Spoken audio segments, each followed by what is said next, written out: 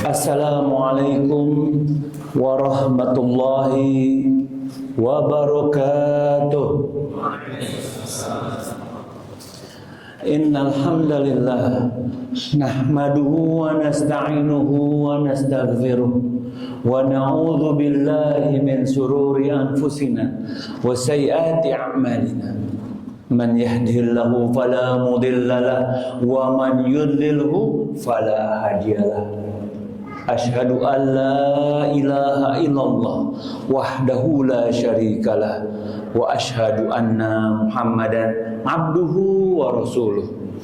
Qala Allah Ta'ala fit tanzil, ya ayyuhallazina amanu taqullaha haqqa tuqatih wa la tamutunna illa wa antum muslimun. Allahumma salli ala Muhammad wa ala alihi wa sahbihi wa man tabi'ahum bi ihsanin ila yaumiddin, amma ba'd. Alhamdulillah, segala puji kita panjatkan atas nikmat yang Allah berikan hingga kita bisa hadir di sini. Salawat serta salam kita panjatkan kepada junjungan kita, teladan, idola semua kaum muslimin, Rasulullah sallallahu alaihi wasallam, yang dengan tuntunan yang beliau bawa membawa kita dari bodohnya manusia hingga menapaki jalan kebenaran, insyaallah. Pada kesempatan kali ini kita akan membahas pernikahan Rasulullah SAW. Kita membahas pernikahan pertama Rasulullah SAW dengan siapa, Pak? Ada yang tahu? Angkat tangan. Mana dulu, Bapak? Masya Allah, barakallahu. Nanti habis kajian silakan diambil. Khadijah radhiyallahu anha. Siapa Khadijah radhiyallahu anha? Beliau adalah Khadijah bintu Khuwailid radhiyallahu anha. Wanita yang terhormat, terpandang di kalangan bangsa Quraisy, dari garis keturunan yang mulia, perempuan yang terkaya, Pak. Dan sebagai seorang pedagang yang ulung, dia sering menggunakan jasa para laki-laki untuk apa? Untuk berdagang keluar dari kota Mekah dengan imbalan upah bagi hasil. Nah, bagaimana awal tertariknya Khadijah radhiyallahu anha dengan Rasulullah SAW? Awalnya begini. Berita kejujuran Rasulullah SAW, amanahnya, akhlak mulianya tersebar di kalangan orang kafir Quraisy, sampai Khadijah tertarik. Wah, kalau ada orang jujur, amanah, profesional, tentu kita tertarik kerjasama. Nah, Khadijah sebagai pedagang yang ulung tidak melewatkan kesempatan ini, menawarkan kerjasama dengan Rasulullah SAW, dan Rasulullah SAW menerima kerjasama tersebut. Dan berangkatlah Rasulullah SAW dengan Maisarah. Maisarah laki-laki ya, Pak. Kalau di Indonesia Maisarah perempuan. Jadi, Ustaz, masa Rasulullah SAW pergi dagang, pergi safar sama perempuan ajnabiyah, perempuan asing? Bukan, Maisarah nama laki. Dan di perjalanannya Maisarah melihat tuh bagaimana kemuliaan akhlak Rasulullah SAW, banyak peristiwa yang mengagumkan, dan dia ceritakan sama bosnya, sama Khadijah radhiyallahu anha, pas pulang, pas balik, begini, begitu. Bukan cuma itu, ternyata perjalanan mereka berdagang menguntungkan. Dan ketika cerita ini sampai di telinganya Khadijah radhiyallahu anha, tertarik beliau untuk menikahi Rasulullah SAW. Mayoritas ulama mengatakan pada saat itu usia Rasulullah SAW berapa? 25 tahun. Dan Khadijah berapa? 40 tahun. Dan Khadijah radhiyallahu anha, Pak, nih, adalah wanita yang pertama dinikahi Rasulullah SAW dan tidak pernah menikahi wanita lain hingga Khadijah radhiyallahu anha meninggal dunia. Selanjutnya, bagaimana kisah pernikahannya? Dalam kitab Sirah Nabawiyah Ibnu Hisham dikatakan Khadijah mengutarakan keinginannya kepada Rasulullah SAW. Dan Rasulullah SAW menceritakan sama pamannya. Kepada paman-pamannya diceritain. Maka dengan didampingi pamannya Hamzah bin Abdul Muthalib, Rasulullah SAW pergi ke rumah Walid bin Asad dan berniat untuk menikah dengan putrinya. Namun sebagian besar riwayat mengatakan bahwa yang melangsungkan akad nikah adalah paman Khadijah radhiyallahu anha. Wallahu a'lam. Ibnu Hisham juga mengatakan dalam kitab Sirah Nabawiyahnya bahwa Rasulullah SAW menyerahkan mas kawinnya kepada Khadijah radhiyallahu anha. Berapa banyak, Pak? 20 ekor unta betina muda. Ingat ya, 20 ekor unta. Nanti kita bahas. Dan Khadijah radhiyallahu anha telah menikah 2 kali, Pak. Jadi dia punya 2 mantan suami. Dari pernikahan Rasulullah SAW dengan Khadijah, semua putra-putri beliau SAW selain Ibrahim yang dilahirkan oleh Maria Al-Qibtiyah dilahirkan dari rahimnya Khadijah radhiyallahu anha. Yang pertama Al-Qasim, Abul Qasim. Makanya Rasulullah SAW dipanggil Abul Qasim. Jadi kalau bapak nama anaknya misalnya Rasyad, Abul Rasyad. Makanya kalau nama kunyah tuh nama anak laki-laki pertama biasa. Kemudian anaknya yang kedua Zainab, yang ketiga Ruqayyah, Ummu Kulsum, Fatimah dan Abdullah. Semua putra beliau meninggal dunia ketika sedang usia kecil. Sedangkan semua putri beliau SAW dikatakan menjumpai Islam dan mereka masuk Islam serta ikut hijrah. Bisa dipahami ya? Putra Nabi Muhammad SAW meninggal dunia selagi Rasulullah SAW masih hidup, kecuali Fatimah. Jadi putri Nabi Muhammad SAW, tadi putra udah jelas. Putri Nabi Muhammad SAW semua meninggal dunia kecuali Fatimah radhiyallahu anha. Fatimah radhiyallahu anha meninggal 6 bulan setelah Rasulullah SAW meninggal. Oke? Apa sih keutamaan Khadijah radhiyallahu anha? Kita bahas. Yang pertama, Khadijah radhiyallahu anha adalah wanita terbaik pada masanya. Dalam hadis riwayat Bukhari dikatakan, Bukhari dan Muslim dikatakan, khairun nisaiha Maryam bintu Imran wa khairun nisaiha Khadijah. Jadi dikatakan dari Ali radhiyallahu anhu, wanita terbaik yang pernah ada adalah Maryam putri Imran dan Khadijah. Makna yang paling nampak dari pembahasan ini, para ulama mengatakan bahwa wanita terbaik pada masing-masing zamannya. Dan dikatakan ini menurut pendapat Imam Nawawi dalam Syarah Sahih Muslim. Itu yang pertama. Yang kedua, Khadijah radhiyallahu anha, ya Pak ya, adalah Rasulullah SAW dianugerahi cinta kepada Khadijah radhiyallahu anha. Dalam hadis yang agak panjang riwayat Aisyah, bahwa dikatakan saya tidak pernah cemburu terhadap istri-istri Nabi Muhammad SAW kecuali dengan Khadijah. Wa inni lam udrikha, dan aku nggak pernah kenal. Wa kana Rasulullah SAW idza zaba syata fayaqul arsilu biha ila asdiqa Khadijah. Jika Rasulullah SAW menyembelih hewan, apa yang dikatakan? Kirim kepada teman-temannya Khadijah radhiyallahu anha. Pernah suatu hari Aisyah radhiyallahu anha kecewa, marah. Maka dia mengatakan Khadijah. Maka Rasulullah SAW mengatakan, inni qad ruziktu hubbah. Sungguh aku telah diberikan rezeki mencintai kepada Khadijah. Cinta sama Khadijah. Jadi Khadijah radhiyallahu anha udah nggak ada. Sampai cemburu tuh Aisyah radhiyallahu anha. Imam An-Nawawi mengatakan,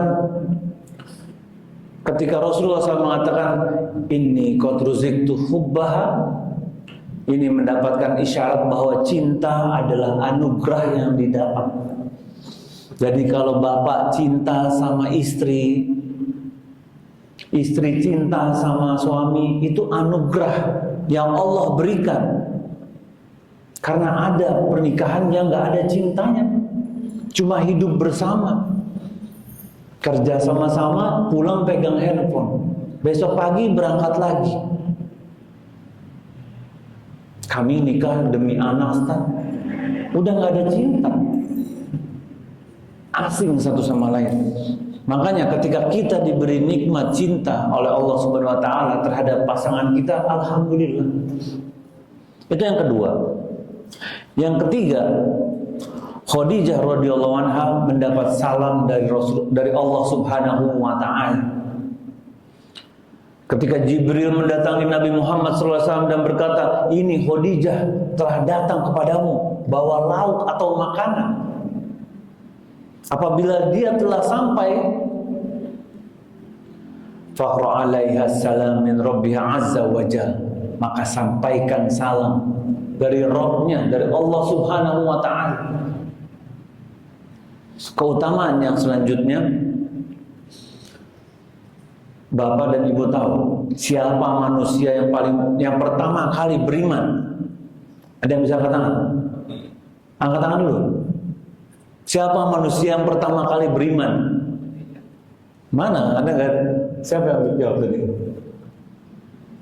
Bapak? Siapa? Khadijah radhiyallahu anha. Kok bisa? Iya.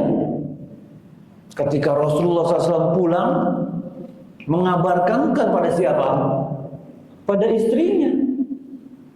Kadang ada orang-orang orientalis, liberal yang mengatakan Islam tuh zolim sama wanita. Allah jadikan manusia pertama yang masuk Islam perempuan. Khadijah radhiyallahu anha beriman kepada Rasulullah SAW di saat semua manusia mengkafirkannya, nggak percaya, mengucurkan hartanya. Kita bicara orang perempuan terkaya, Pak. Hartanya diberikan semua untuk kegiatan dakwah Rasulullah SAW di saat semua manusia nggak mau kasih hartanya. Istri yang melahirkan anak-anak kepada Rasulullah SAW. Makanya ulama Ibnu Hajar rahimahullah mengatakan yang menjadikan dia mulia adalah karena dia manusia pertama yang beriman, wanita pertama yang beriman. Dan demikian dia telah membuat sunnah yang baik, yang pahalanya akan terus dan terus mengalir kepada beliau radhiyallahu anhu. Sedangkan kalau dari yang laki-laki siapa, Pak? Siapa yang laki-laki? Bapak udah dapat hadiahnya. Nanti siapa lagi yang lain? Yang belakang. Siapa, Pak? Barakallahu fiik, Abu Bakar radhiyallahu anhu. Beliau adalah laki-laki pertama yang beriman kepada Rasulullah SAW. Itu keutamaan Khadijah. Kita bahas apa sih hikmah pernikahan Rasulullah SAW dengan Khadijah. Dari kisah tadi kita dapatkan apa? Bagaimana kecerdasan Khadijah radhiyallahu anha ketika mendengar ada berita tentang seorang laki-laki yang jujur, berakhlak mulia dan amanah, langsung tuh dia gercep kalau bahasa sekarang. Dan apalagi ketika pulang dari safar dan menguntungkan, diceritain sama bawahan yang terpercaya, Maisarah. Tambah yakin nggak, Pak? Tambah yakin. Karena safar itu azab kan, safar kita atau minal azab dalam hadis Rasulullah SAW. Safar itu bagian dari azab. Bisa jadi lagi safar capek kan, namanya orang capek kadang keluar kata-kata marah atau apa atau mementingkan diri sendiri. Tapi ketika Maisarah mengabarkan semua perilaku Rasulullah SAW mulia. Karena pernah seorang ditanya, seseorang memberikan rekomendasi bersaksi kepada Umar bin Khattab radhiyallahu anhu. Umar berkata, siapa yang memberimu tazkiyah? Ada laki-laki bertanya, mengatakan, saya ya Umar. Apakah kamu telah melakukan perjalanan dengan dia? Tidak. Apakah kamu telah bermuamalah dengan dia? 1 atau 2 dirham? Tidak. Lalu Umar mengatakan, demi Allah kamu tidak mengenalnya. Jadi kita baru kenal sama seseorang kalau kita pernah pergi safar bareng tuh Pak. Kelihatan aslinya. Kalau kita udah transaksi muamalah baru kelihatan aslinya. Bagaimana, apakah dia mementingkan dirinya sendiri? Misalnya umroh pergi, kamar mandi dikuasain sama dia, yang lain gak boleh, berjam-jam di kamar mandi. AC dimatiin, 10 orang gak bisa nikmatin AC gara-gara dia gak suka. Satu kamar ber-10, banyak juga ya.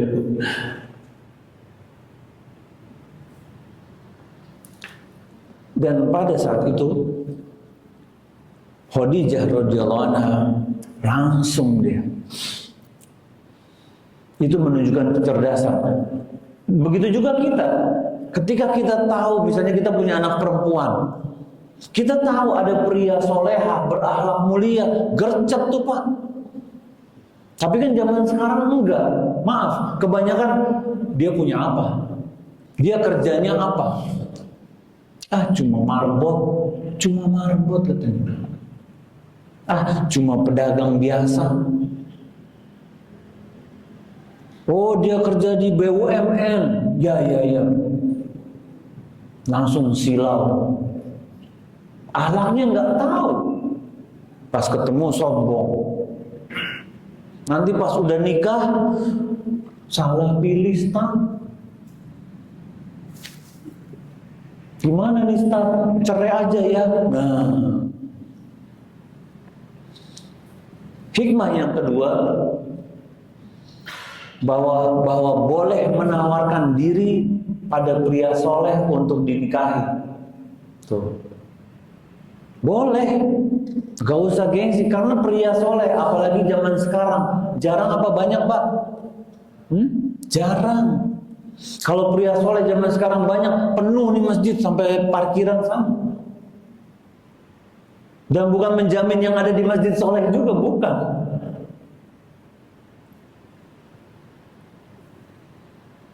Makanya penting bagi para wali untuk menikahkan anak perempuannya, walaupun dengan cara menawarkan diri bila menemukan pria soleh. Jadi kalau punya anak perempuan, mulai tuh ngeker, mana nih pria-pria yang soleh ya, yang sholat subuhnya bisa di masjid. Oh, dia rumahnya di situ, aku lacak dulu. Datang, pergi ke sana, lihat subuh ada nggak calon suaminya anak kita. Oh, dia nggak pernah sholat, Ustaz. Nah, hati-hati. Walaupun kerja di perusahaan terkenal, gajinya besar, kalau nggak sholat gimana ceritanya, Pak?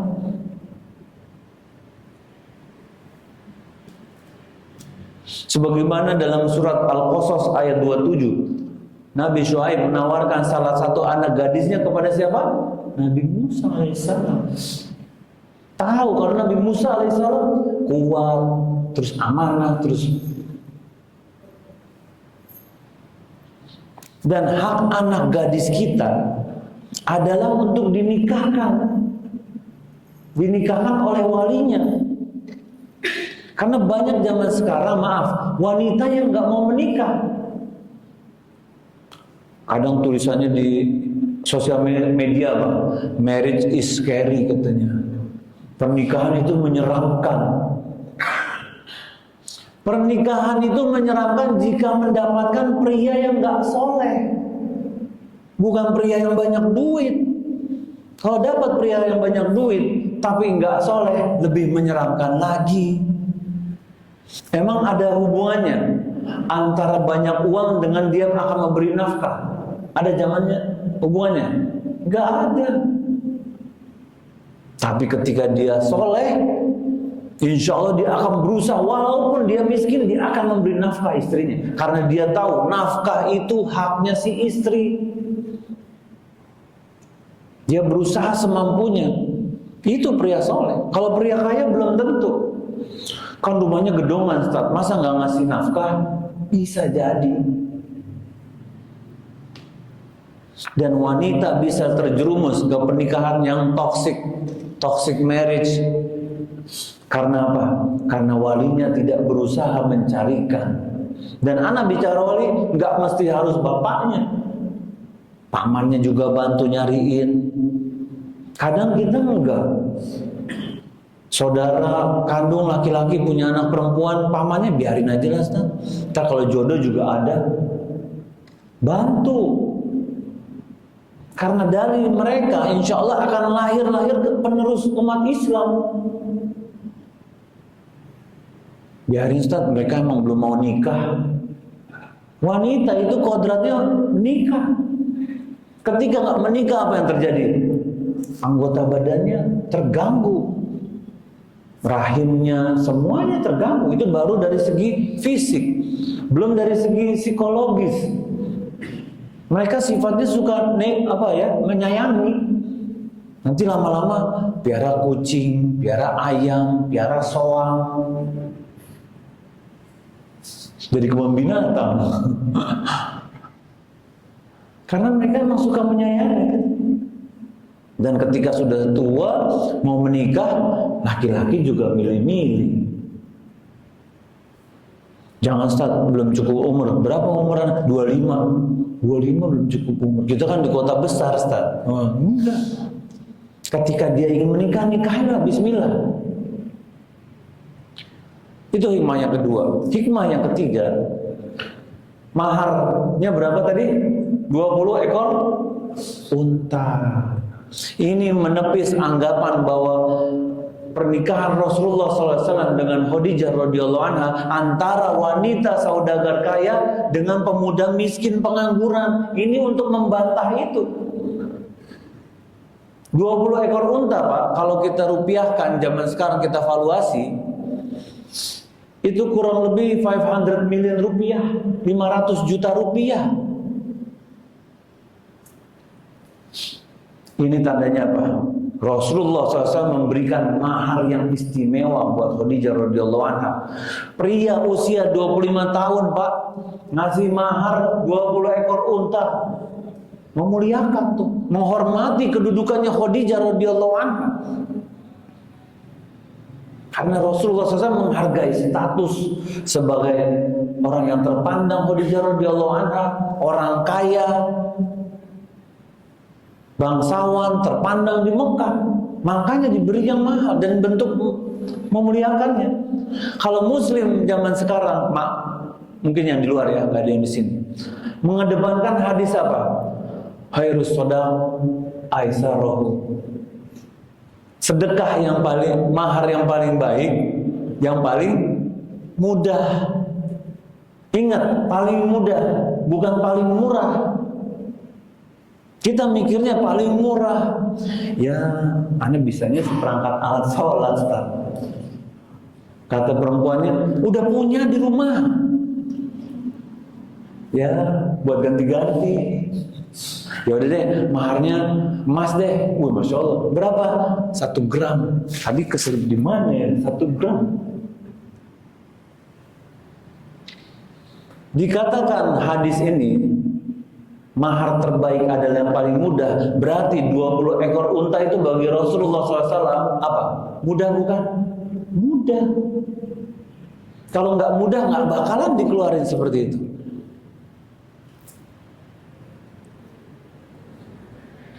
Kalau kita misalnya gajinya di BUMN 2 digit, ya Ngeluarin 50 gram emas mah tinggal beli aja. Ini balik lagi seperangkat alat sholat. Mukena ini sama sejadah. Kasihan yang perempuan. Mereka mau dimuliakan. Dan dengan ketika diberikan mahar 20 ekor unta, itu menunjukkan keseriusan, ketulusan Rasulullah SAW untuk menikah. Walaupun Rasulullah SAW pria yang sederhana, tapi mampu memberikan mahar yang cukup besar. Ini menunjukkan komitmen. Hikmah yang keempat, wahai para wanita muslim, menikahlah dengan lelaki soleh. Penting. Dan bagi wahai pria muslim, menikahlah dengan wanita soleh. Ini penting. Seperti Rasulullah SAW menikah dengan Khadijah radhiyallahu anha, walaupun beda umurnya berapa? 15 tahun. Rasulullah SAW tahu tuh, dia menikah dengan Khadijah radhiyallahu anha, wanita soleha. Karena dalam hadis riwayat Bukhari dikatakan, tunkahul mar'atu li arba'. Seorang wanita dinikahi karena 4 perkara. 4. Limaliha, karena hartanya, walihasabiha, karena keturunannya, walijamaliha, karena kecantikannya, walidiniha, karena agamanya. Fasfar bizatid din taribat yadah. Pilih yang wanita yang taat beragama, maka kau selamat, kau beruntung. Karena kalau cantik apa terjadi? Tua ya, atau skincare. Pas dilihat, kok nggak begitu lagi? Kalau pilih yang kaya, namanya harta, kadang banyak, kadang punya, kadang enggak. Kalau yang keturunan, ya kita tahu sendiri perilakunya seperti apa. Tapi ketika kita pilih yang solehat, yang solehat, selamat kita. Ketika kita nggak punya uang, tenang mas, insya Allah kita sama-sama. Aku bantu siap. Aku bikin donat di rumah, kita jualan online. Sementara aku backup dulu, sambil mas nyari lagi di luar. Kalau kita lagi nggak punya uang, tahu dia mendukung ketika suaminya lagi sedih, mendukung ketika suaminya lagi perlu dibantu, menenangkan ketika kita kan lelaki gimana Pak? Kalau kerja pulang capek ya, capek sampai rumah pengen istirahat. Kalau dapat yang soleha sampai rumah, wah udah siap, ice cappuccino, pisang goreng, ya kan, mau dipijitin, baju ganti, air panas udah disiapin. Nanti habis mandi, air hangat aku pijitin ya. Nikmat tuh hidup tuh. Sambil cerita, sambil ketawa-tawa sama-sama. Kalau dapatnya nggak soleha gimana? Pulang, mana istri? Belum pulang juga, Allahu Akbar. Pulangnya lebih malam daripada suaminya. Kemana? Lagi di rumah tetangga. Ngapain? Ya biasalah ngobrol-ngobrol sampai malam. Iya. Habis masnya nggak pulang-pulang, nyalain suami lagi. Nggak betah di rumah istrinya.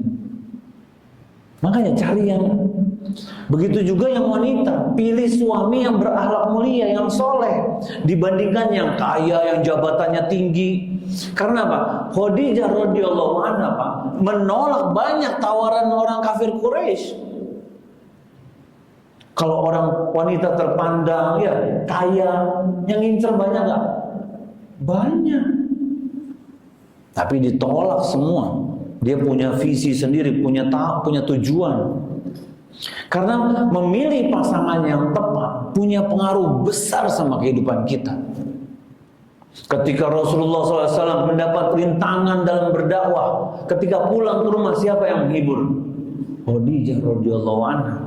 Beliau menenangkan suaminya dan berkata, demi Allah, sekali-sekali Allah tidak akan pernah menghinamu selamanya, menghinakanmu selamanya. Tuh, kita kalau jadi suami ketika pulang capek, tenang mas, insya Allah, mas sabar, insya Allah ada jalannya. Kalau misalnya pulang kerja capek, nggak bawa uang misalnya, tenang aja mas, insya Allah ada jalannya, sabar aja. Yang penting kita coba yang halal. Kalau yang nggak soleha gimana? Kenapa cuma segini? Kurang nih. Gua beli simmer kurang katanya.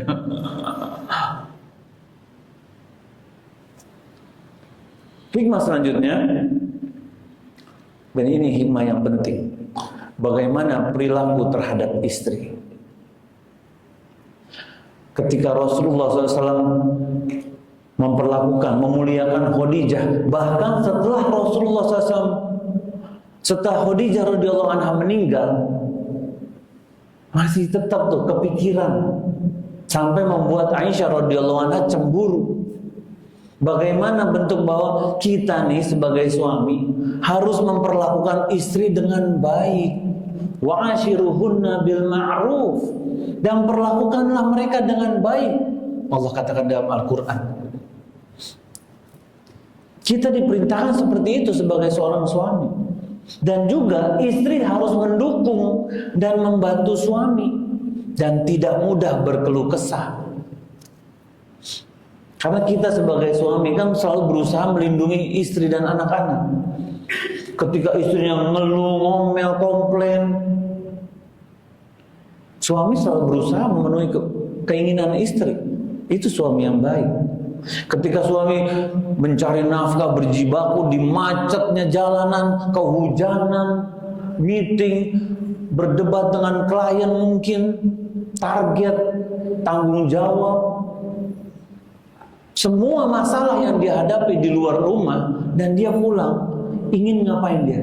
Ingin tenang, ingin nyaman, bukan malah tambah perang di rumah. Kata suaminya, putar balik aja deh, gak jadi pulang.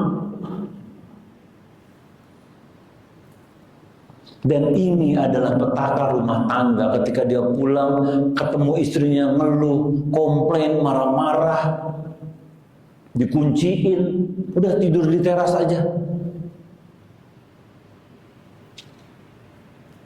Kita sebagai suami harus setia dan memenuhi hak-haknya istri dan melakukan kewajibannya. Jangan hanya menuntut istri kita memenuhi kewajiban mereka. Ini kan hak aku sebagai suami, dipatuhi. Tapi kita lalai memenuhi hak-haknya istri. Dan ini yang, maaf, banyak terjadi zaman sekarang. Marah-marah pulang ke rumah, kenapa ini masakan cuma nasi sama tempe? Gak ada masakan lain apa? Apa kata istrinya? Mas kan cuma kasih uang belanja 20.000, suruh buat makan berlima. Gimana ceritanya kalau pengen daging? Beli beras aja kurang.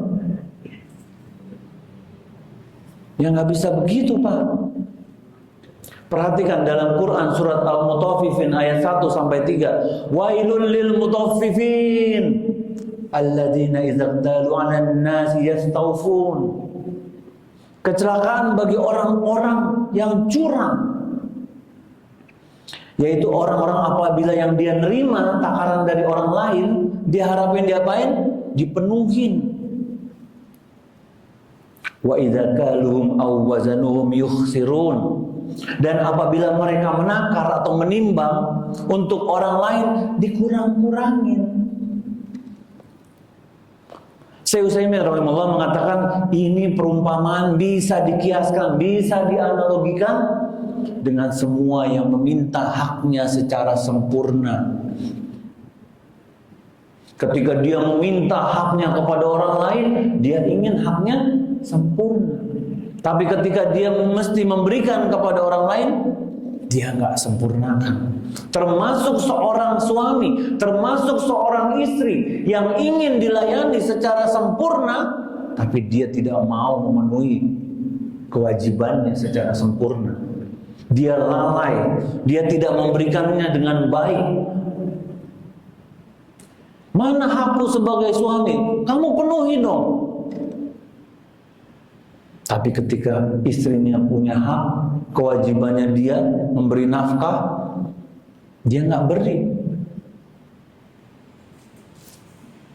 Dia katakan, kemarin ada yang curhat, Ustaz, ana udah nggak dinafkahi, ibu-ibu, Ustaz, ana nggak dinafkahi 18 tahun katanya. Bisa bayangin Pak, nggak dinafkahi 18 tahun. Nanti suaminya mengatakan, aku kan kepala keluarga, dia nggak nurut sama aku. Sekarang kita yuk muhasabah. Sudahkah kita memberikan hak-hak istri kita? Sudahkah kita berusaha dengan baik menyempurnakan? Jangan-jangan kita cuma mengeluh, istri kita marah-marah, tapi hak mereka kita nggak berikan. Atau kita kepada orang tua, kita sebagai orang tua, kita ingin anaknya berbakti, anak kita berbakti sama kita, tapi dia lalai mengurus anaknya. Cuma modal, anak udah masukin sekolah boarding Islam, Cambridge apa segala macam, termahal di sini, Ustaz. Tanpa anaknya diajari akhlak, tanpa anaknya diajari agama. Mereka udah belajar di sekolah, enggak. Pelajaran terbaik seorang anak adalah dia dapatkan dari orang tuanya. Dia mencontoh keteladanan orang tuanya. Kita kadang ribut sama saudara, sama orang tua, tapi kita mengharapkan anak kita berbakti sama kita. Itu pun berat. Kita sibuk nonton drakor, berepisode-episode, sampai apal. Sholat cuma kalau lagi break aja sebentar. Itu juga mepet-mepet mau azan sholat berikutnya. Terus anak kita yang pulang dari sekolah Islam, kita harapkan, ayo kamu baca Quran terus, murojaah terus di rumah. Ibunya nonton TV, bapaknya main handphone. Di mana posisi kita? Kita mengharapkan mereka memberikan kesempurnaan, tapi kita sendiri tidak menjadi contoh teladan yang baik bagi anak-anak kita. Kita hidup di zaman, Pak, sholat 5 waktu dikatakan alim, baca Quran dikatakan alim. Udah alim ya bro sekarang bro? Udah tobat ya sekarang? Lalu bagaimana posisi kita? Akankah kita membiarkan ini terus-terus berjalan? Atau kita akan berubah, menilai mana hak-haknya istri yang belum kita berikan? Apakah memang kita tidak diperintahkan memberikan sebesar mungkin, tapi kita diperintahkan memberikan sesuai kadar yang kita mampu? Kalau mampunya misalnya katakan 5 juta, berikan 5 juta. Jangan 500.000. Kita mengharapkan istri kita di rumah selalu maksimal, tapi make upnya nggak dibeliin, pakaiannya hadiah lebaran 5 tahun yang lalu. Sedangkan kita kalau keluar, bagaimana Pak? Orang wanita dengan berbagai macam dandanannya, dan kita pria memang nggak bisa dipungkiri mudah tergoda dengan wanita. Makanya kita diperintahkan menjaga pandangan. Apa jadinya kalau di luar sana kita sibuk melihat wanita yang seperti itu, lalu kita pulang ke rumah, kita melihat istri kita yang tidak berdandan, yang tidak, karena tidak ada budgetnya. Akhirnya apa? Mulai muncul petaka rumah tangga. Nah, yang ibu-ibu juga gitu. Ketika suami kita kerja dan pulang, berikanlah penampilan yang terbaik. Berdandanlah sebagaimana para sahabiat. Itu mereka kalau udah datang waktu sholat, Pak, dibersihin Pak, semua make upnya dihapus. Nanti habis sholat dipakai lagi, biar kelihatan cantik di depan suaminya. Itulah wanita-wanita soleha, wanita-wanita yang berdandan di depan suaminya. bukan yang berdandan buat orang di luar. Kadang kan ada laki-laki yang bangga kalau istrinya pakai baju kurang bahan, nggak pakai jilbab, bangga dia. Nih, bini gue nih, cakep ya, astagfirullah. Cari istri yang gimana Pak? Yang di luar kayak orang Arab ketutupan, ditutup semua, tapi di rumah kayak orang Barat. Ketika di hadapan suaminya, dia berdandan semaksimal mungkin, bukan yang terbalik. Di rumah pakai daster bolong-bolong, pas pergi maksimal dilihat orang banyak, nauzubillah. Makanya ketika kita belajar mengenai pernikahan Rasulullah SAW dengan Khadijah radhiyallahu anha, semoga kita bisa mendapatkan hikmah yang besar dan kita bisa terapkan dalam kehidupan pernikahan kita. Barakallahu fiik. Mungkin ini yang bisa disampaikan. Wa sallallahu ala nabiyyina Muhammadin wa ala alihi wa sahbihi ajmain. Walhamdulillahi rabbil alamin. Kita tutup dengan doa kafaratul majlis. Subhanallah. Assalamualaikum warahmatullahi wabarakatuh. Yang dapat hadiah silakan ya.